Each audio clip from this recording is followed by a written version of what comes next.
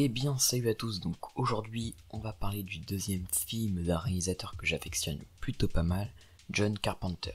Et donc aujourd'hui comme film j'ai choisi Assaut. Assaut est un film d'action américain qui est sorti en 1976, et donc c'est le deuxième film de John Carpenter, c'est le premier vrai film sinon de John Carpenter, parce que son premier film était Dark Star, donc une parodie de 2001, l'Odyssée d'espace. Et donc c'était plus un film d'étudiant, voilà, avec un tout petit budget, enfin voilà, c'était pas vraiment son œuvre qui venait vraiment de lui. Donc là, Assaut, donc c'est un film indépendant, et il est inspiré notamment du film Rio Bravo pour son scénario. Donc Rio Bravo, c'est un western que John Carpenter adore, j'y reviendrai après. Carpenter, il va mettre 20 jours à le tourner, et il va obtenir que 100 000 $ pour le réaliser, alors que c'est un film d'action, donc du coup c'est vraiment peu. Malgré le petit budget du film, il ne rentre pas dans ses frais et les critiques sont mitigées lors de la sortie. Mais voilà, plus tard il va obtenir malgré tout son statut culte, voilà, quelques années après. Mais c'est quoi exactement Assaut? Du coup je vais vous dire un petit peu ce qui se passe dans le film. Donc, pour sa première mission, le lieutenant Bishop est chargé de surveiller un commissariat en voie de désaffectation à Anderson, les nouveaux locaux étant déplacés de quelques centaines de mètres. En voie de là, un car transporte 3 condamnés à mort, dont l'ennemi public numéro 1, Napoléon Wilson. Bientôt, l'autobus pénitentiaire est contraint de s'arrêter à Anderson pour soigner un passager. Pendant ce temps, un père de famille, Lawson, qui vient de venger l'assassinat de sa petite fille, trouve lui aussi refuge dans le commissariat sous l'assaut d'un gang.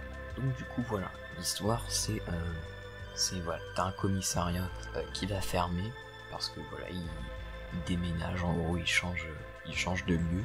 Et puis du coup, t'as un agent qui va être sur les lieux avec une secrétaire et deux autres personnes, je crois. En tout, ils sont que 4 de base dans le bâtiment. Et puis, il va y avoir plusieurs choses qui vont se passer, qui vont amener des personnes dans cet endroit, dans ce commissariat, donc qui vont donner lieu à une fusillade.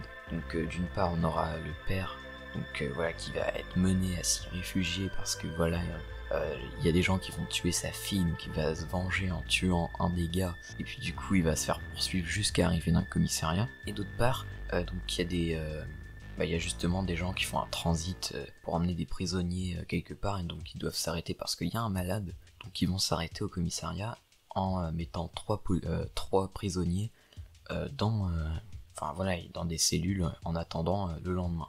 Et j'ai adoré ce film, ce n'est pas forcément le plus cité de Carpenter. Il est même cité comme un film brouillon avec des thématiques que l'on retrouvera tout au long de sa filmographie, notamment par la dénonciation de la société. Mais non, clairement non.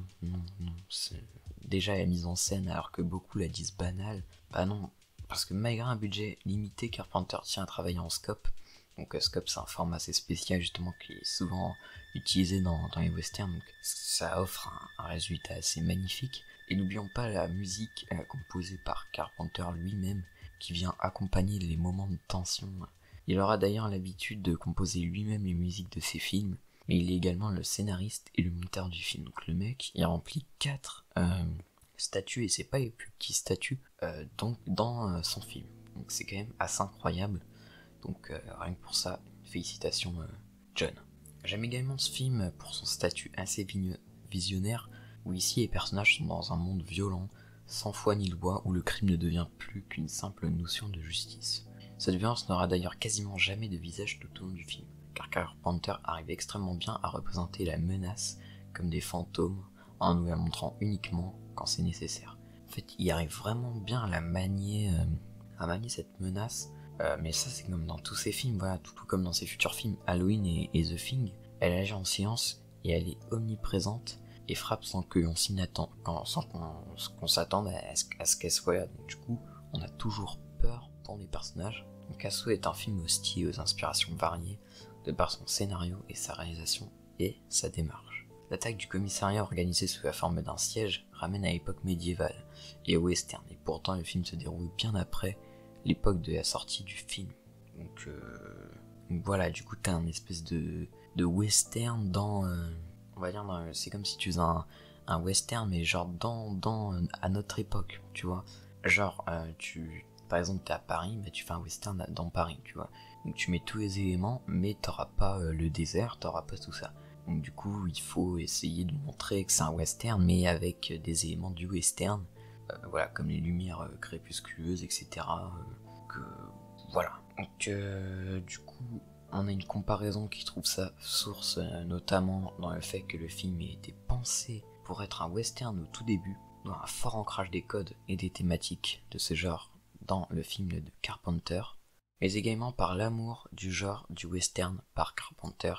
Voilà, on voit clairement que John a beaucoup consommé de western pendant son enfance, notamment grâce au plan très large. Ce est d'ailleurs étonnant qu'il n'en ait jamais réalisé. Bon là je suis en train de m'égarer, mais le mec, il a passé toute son enfance à mater des westerns, il fait que de mettre des références, voilà, notamment avec son format scope, etc. Mais il en a jamais réalisé, et c'est dommage, parce qu'il y en a eu il en a fait des films assez ambitieux, John. Moi je comprends pas, c'est dommage. Je pense que ça aurait pu donner quelque chose de vraiment bien, et là je pense que c'est un peu tard, malheureusement. Cependant, le côté très désertique de ces quartiers en marge de la ville, l'absence de population, la lumière crépusculaire, rappellent les composantes de films pré- ou post-apocalyptiques, comme le futur Mad Max de George Miller. Voilà, il y a vraiment des comparaisons à faire. Ainsi, Assaut devient un film qui parvient à s'affranchir de tout véritable contexte spatial et temporel pour chercher à adresser un message fort sur la civilisation humaine. La forte référence à Rio Bravo se ressent d'ailleurs justement à travers l'aspect désespéré de la situation et la confrontation des personnages à la sauvagerie, comme on peut le voir également dans des westerns de Clint Eastwood, tels que L'homme des hautes plaines, Glenn et José Weiss hors la loi, ce qui revient à sa fascination pour le western. De plus, Carpenter arrive remarquablement à nous immerger dans le film grâce à sa capacité à mettre en scène tension en se servant de notre imaginaire. Les ennemis sont nombreux, pourtant ils tirent sur le commissariat avec des armes dotées de silencieux, donnant un aspect très étrange à la principale scène de fusillade, donnant l'impression d'une fusillade paradoxe. Une opération d'envergure s'opérant pourtant dans la plus grande discrétion est destinée à s'évanouir dans la nuit avec laquelle elle est arrivée. Cette réalisation nous permet donc de s'attacher d'autant plus aux personnages alors qu'ils le sont déjà, notamment le sergent Chaney, la secrétaire et la standardiste, ou encore le prisonnier Napoléon Wilson. Malgré que ce soit un prisonnier, il a une grande importance dans le destin des personnages, en leur sauvant la vie plus d'une fois, et en plus le gars est assez charismatique, enfin t'as vraiment envie de t'attacher à lui, t'as vraiment pas envie de croire qu'il a, limite quand il dit, quand on fait comprendre qu'il a tué des gens, en tout cas qu'il a tué quelqu'un, t'as envie de lui dire qu'il avait ses raisons. Parce que le gars est vraiment, t'as vraiment envie de t'attacher à lui et de soutenir et t'es vraiment avec lui.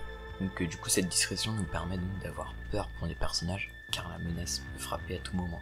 Il y a tellement en fait, ce qui est assez vraiment fascinant dans le film, c'est que Carpenter il arrive à te mettre dans un film d'action, mais où genre ça va pas, genre tu vas pas voir des ennemis partout, tu vas pas avoir peur visuellement, tu vas avoir peur dans ton imaginaire, tu vas te dire putain mais ils arrivent machin, oh là là ils sont, enfin tu vas avoir peur sur les personnages parce qu'ils peuvent arriver de n'importe où, ils peuvent arriver de l'étage du commissariat par exemple, ils peuvent arriver par des fenêtres, etc.